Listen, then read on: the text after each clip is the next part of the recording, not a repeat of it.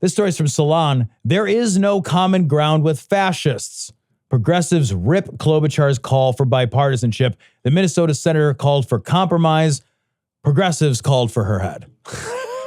Look, this is not the time for bipartisanship. When Cecil and I were talking at the start of the show, we're talking about expanding the left, right? What it means to be on the left. We're talking about building a bigger tent so that the center and the center left and the left all win the big prizes politically. And then we figure out what the priorities are after we've won, because we've got to build some fucking safeguards in here to not destroy our government. This is not a time for bipartisanship. The other guys are fucking lunatics. Yeah. Lunatics. Yeah. If you got a fucking elephant on your fucking lapel or whatever, you're a crazy person. You can't come in my house. We are not friends. Yeah. At this point right now, they are breaking government and they are asking to put in the craziest people you've ever seen as part of their government to break it more. Yes. So what you need to do as someone who's going to be in this government is you need to basically resist everything that they are doing, because every piece you resist, you stop a little bit of the government breaking. Right? Don't vote for Pete Hegseth. Don't vote for these people. Even if they do have to go to the vice president to get their vote. Force it. You got to force it every time.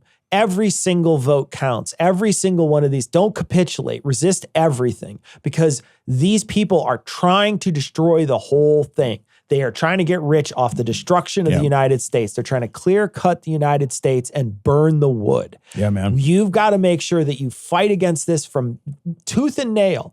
And Klobuchar and some of these middle of the road people, I fucking hated Klobuchar from when she ran. I did too, man. I fucking hated her from then. I don't like her now. What I don't want to see is her as somebody who's trying to be this great unifier between the parties, because they are literally oil and water right now. There's nothing you can do to make that an emulsion. I'm sorry. There's not enough mustard in the world that can bring those two things together.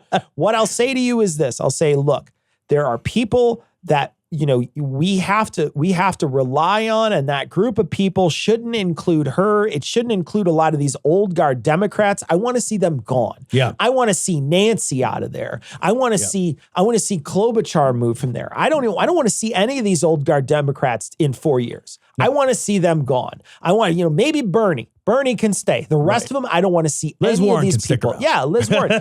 Some of these people who are farther left, great. I'm fine with it. But these people who are still like Nancy Pelosi's got to be out of there. Yep. Just get rid of her.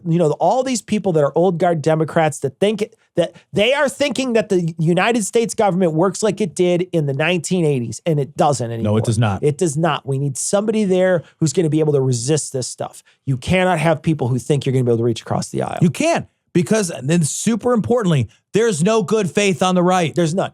So you can't be the unifier, build the bridge, reach across the, they're lying. They don't need it. They don't want it. They were always lying. There's no compromise. They're fucking lunatics. It's like arguing about what time it is while somebody's inside the mechanism of the clock, bashing the gears with a hammer. What are you doing? Yeah. Stop trying to be like, well, we all decide it's 2 o'clock twice a day.